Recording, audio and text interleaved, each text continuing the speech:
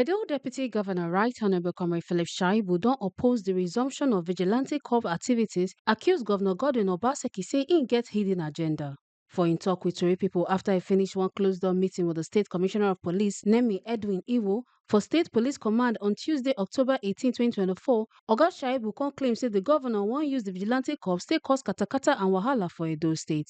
Shaibu con still tok say for the meeting, im don yarn the Commissioner of Police about the danger wey dey if dem allow the vigilante corps to start work again. E con add say the Inspector General of Police in his wisdom don leave some police officers to handle post-election matter for the state, so the resumption of the vigilante corps no dey necessary and fit cause more problem. Oga Shaibu con still chook mouth on top the installation of the new traditional ruler for Ukpila by the governor and the katakata wey the decision don cause for Ukpila. Edo Vigilante cannot resume work.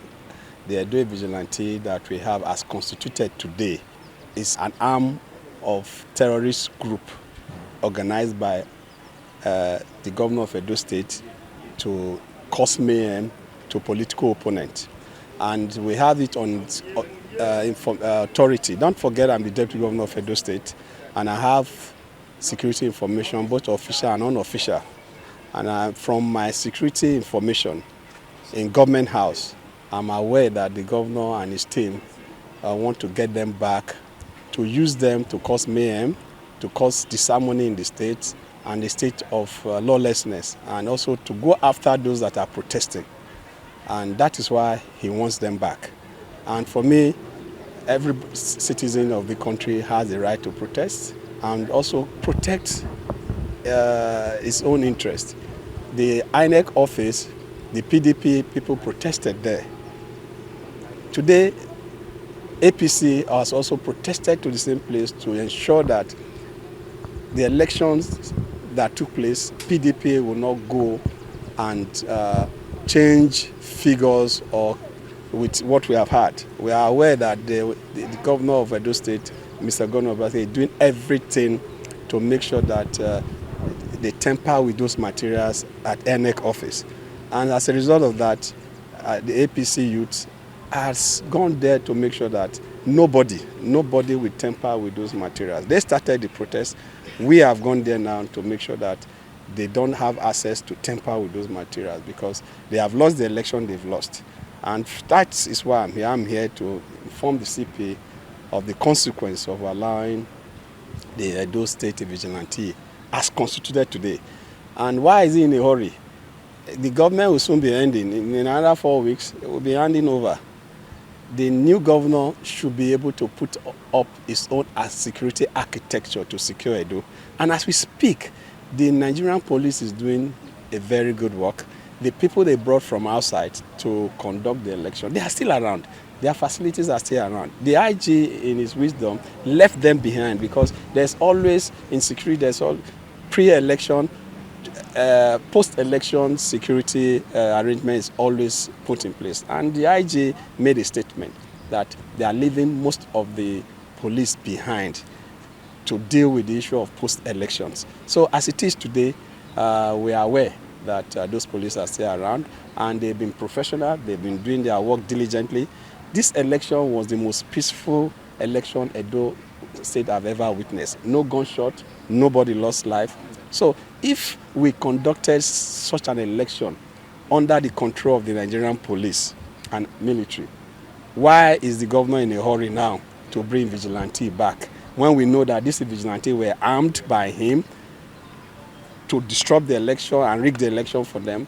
And also now he wants to bring them back to go after protesters and go after a political opponent. So as the deputy governor of Edo State, I also have the duty to protect lives and property.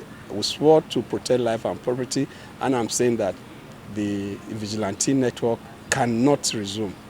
And that is why I'm here to inform the CP that the plan by the governor to use the vigilante to cause mayhem and destroy government facility in the name of rioting. The IG left some of the visiting police that were brought in for the election. He left them behind. You can still see on the side there, you can still see some armor tanks and everything. They are still around.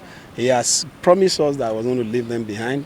to deal with the issue of post-election till the inauguration. When a new sheriff comes in town, he will put it up his own security architecture. And you can see, to prove what we are saying, you can see some decision the governor is already taking is causing problem in our state. Within 4 weeks to go, he's coming to give staff of office to some traditional rulers. What stops this governor for the past 4.5 years from installing the Okokwilagbe of Opela? He refused to give certificate. He refused to appoint the Okokwilagbe of Opela until after election, 4 weeks to end of tenure. That now has created its own problem, and is doing those pockets of causing those pockets of crisis in the state. Very lawless, and that is why I consistently say a lawless governor like that should not be allowed to bring back a security network that we all know that he armed them, he bought arms ammunition for them. I said what we should be talking about now is how the police should go and disarm them and recover those ammunition the governor has bought for them. So as far as I'm concerned, the era of division is over.